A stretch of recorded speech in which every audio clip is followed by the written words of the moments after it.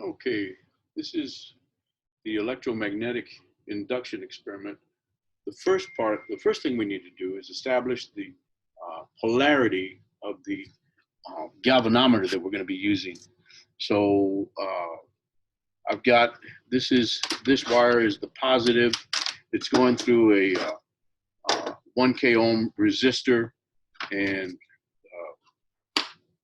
because it's 1K resistor, I've only got a half a volt coming into the coming out of the power supply, and that'll establish the polarity of the galvanometer here. So when I turn it on, we'll see we have about 500 microamps. So this is the positive side. This is the positive, and this is the negative.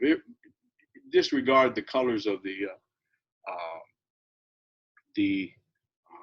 wires. This is the positive, and this is the negative for this situation.